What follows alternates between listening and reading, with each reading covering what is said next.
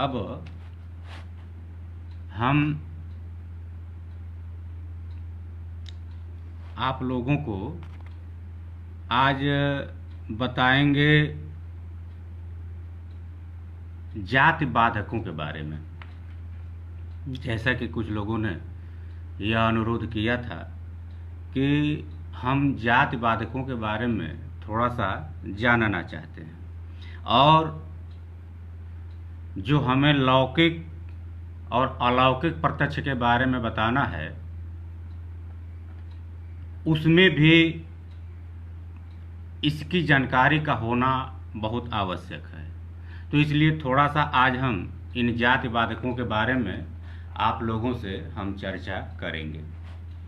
जैसा कि थोड़ा सा बताने से पहले हम आप लोगों को बता दें कि जिनके पास किताब हो वह 8वें कारिका के अंत में जहाँ जाति बाधकों के बारे में चर्चा है वहाँ पर वो किताब खोल लें, और जिनके पास किताब नहीं है वो हमारी बातों को सुने। जाति बाधकों के बारे में न्याय सिद्धांत मुक्तावली में यह कहा गया है कि एकमात्र व्यक्ति वृत्तिस्तु न जाति, अर्थात विश्वनाथ पंचानन ने यह कहा कि केवल एक व्यक्ति में रहने वाली जाति नहीं होती।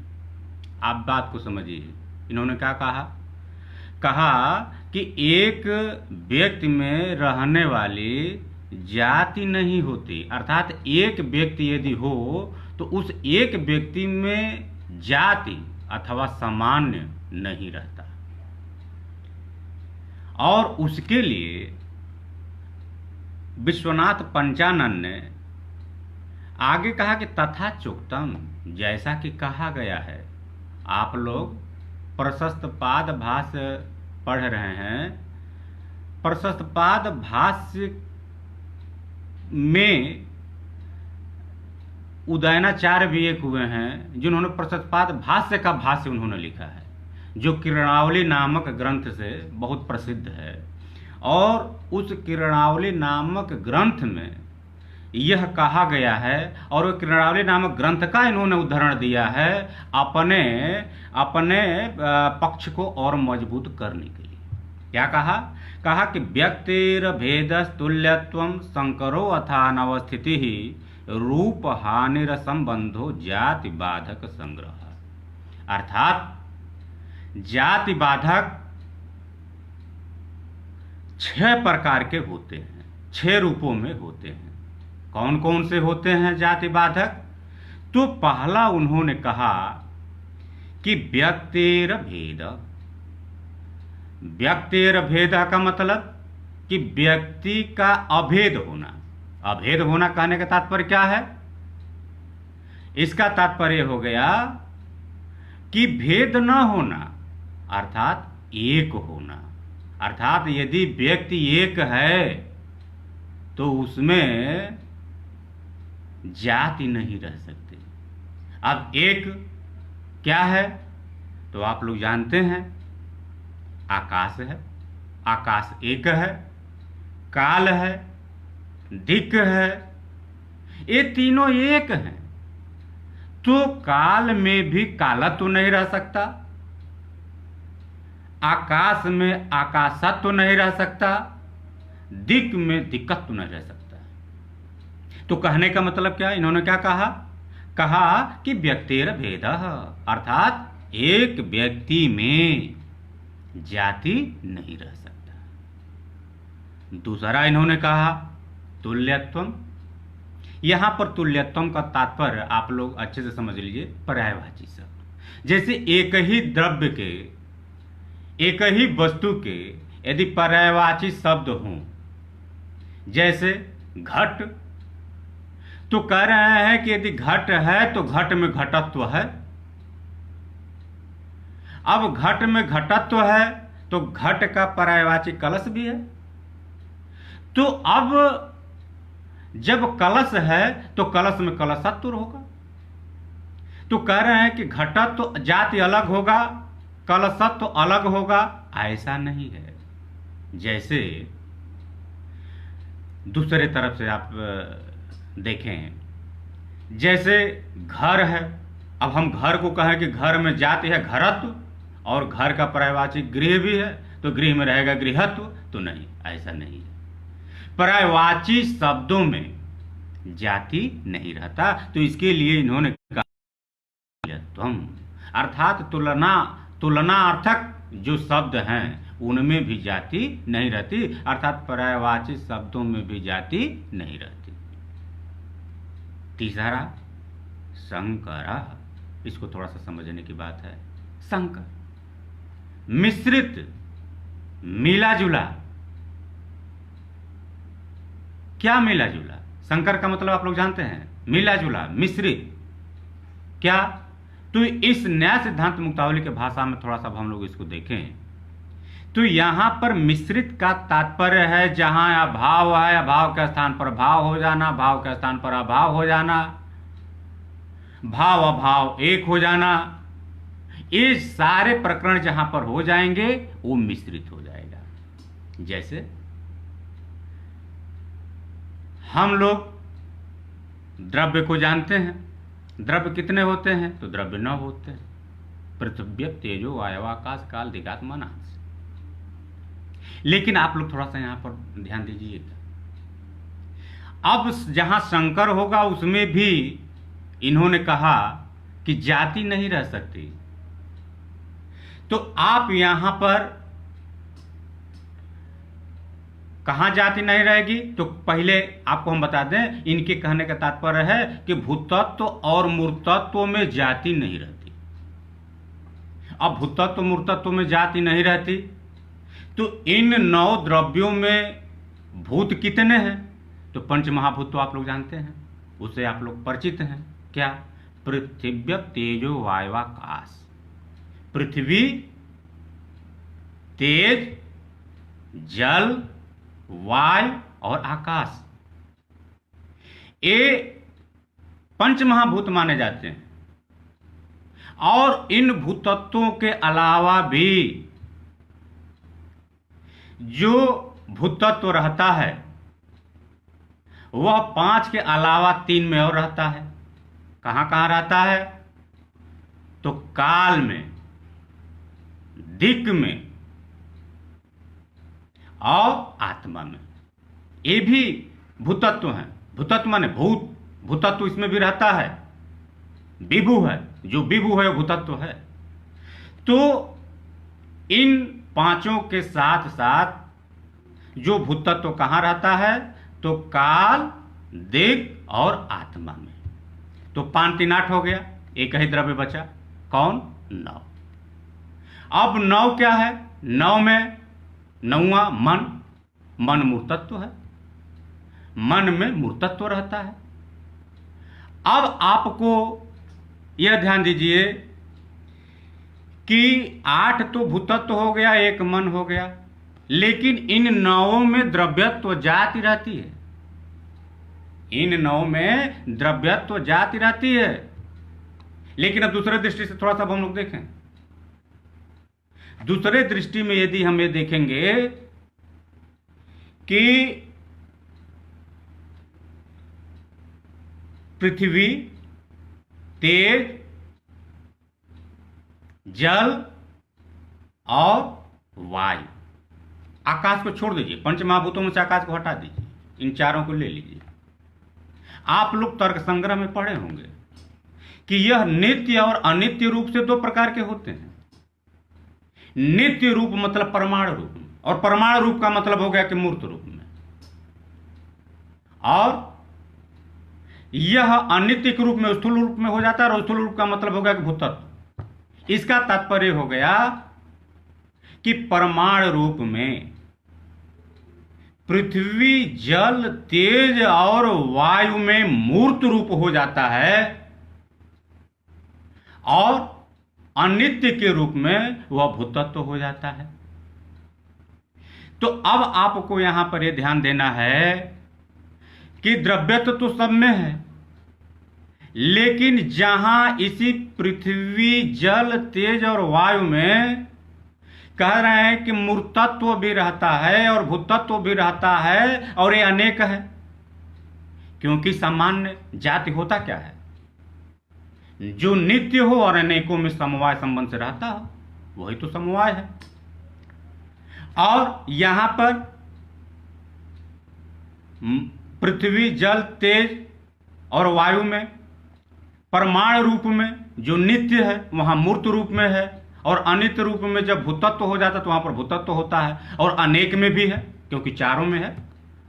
तो कह रहे हैं कि ऐसे दशा में जहां शंकर की अवस्था आ जाए कि जहां पर आकाश में मूर्तत्व का अभाव है वहां भूतत्व है, और इनके परमाणुओं में तथा मन में, ध्यान दीजिएगा, चारों महाभूतों का परमाणु रूप और मन मिलकर के 5 हो गए।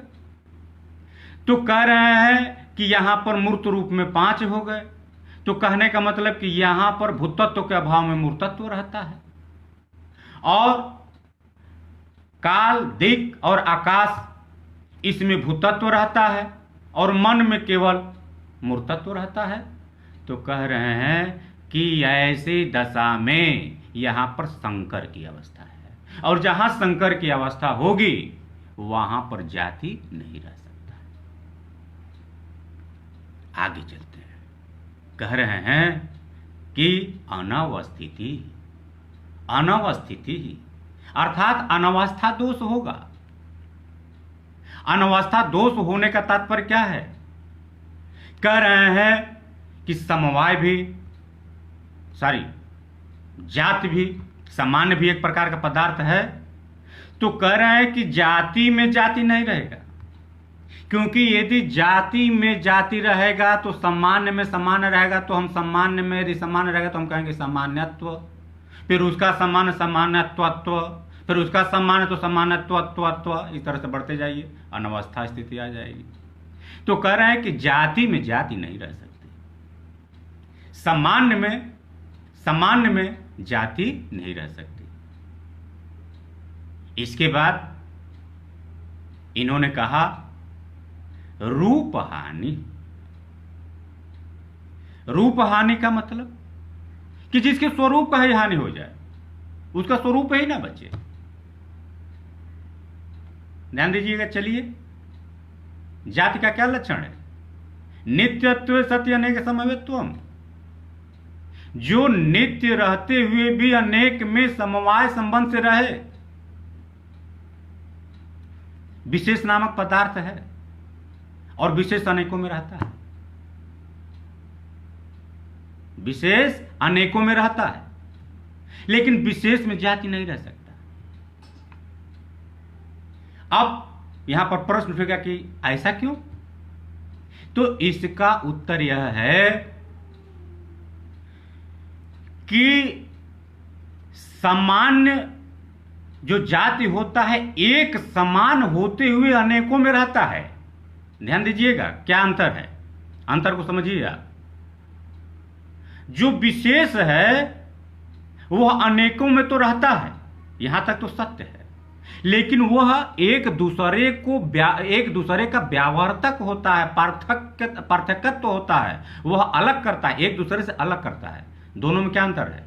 समान एक दूसरे में रहते हुए एक समान रहता है, और विशेष क्या होता है?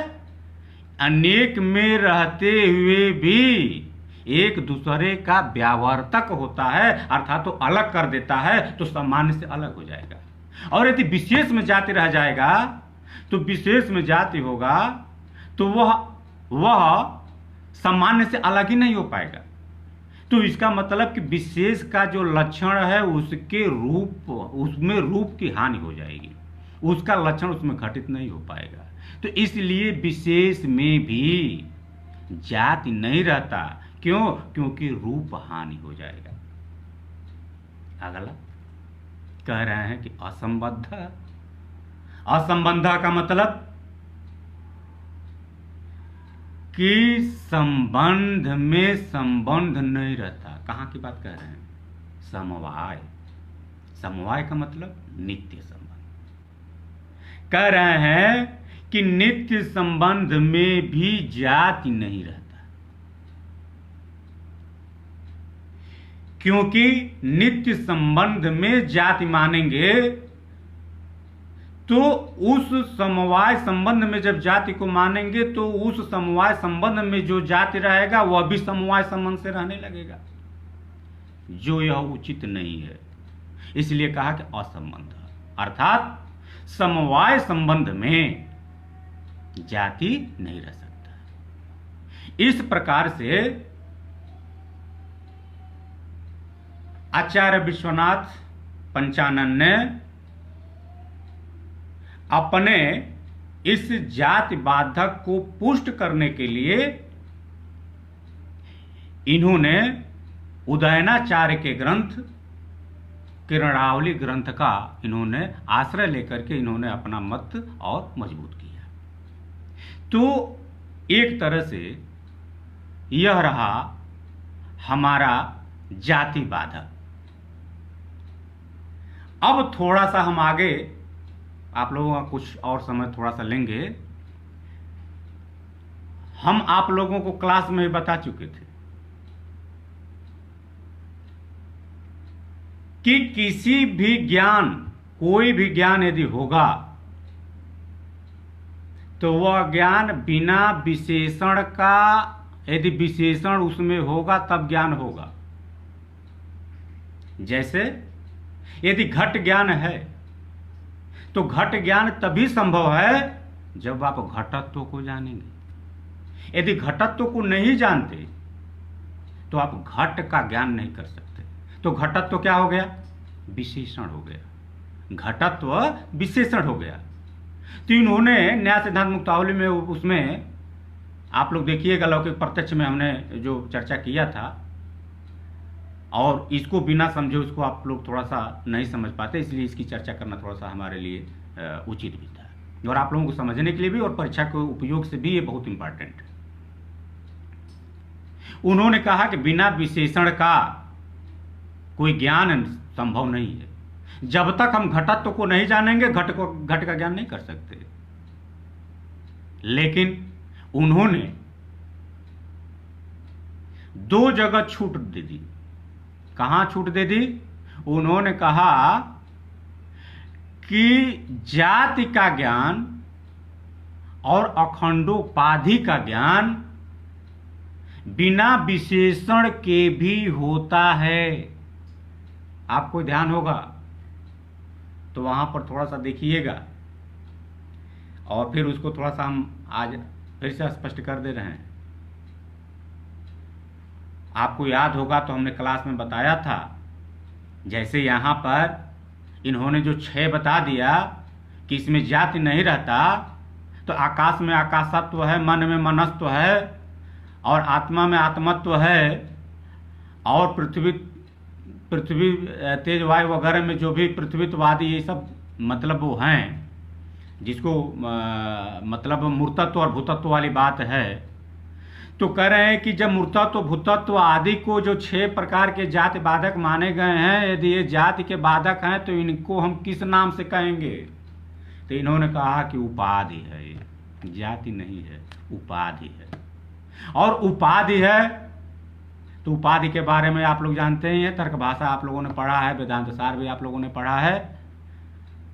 आपको हम संकेत के लिए बता दें कि जिस कार्य का कारण वास्तव में न हो वह उपाधि होता है।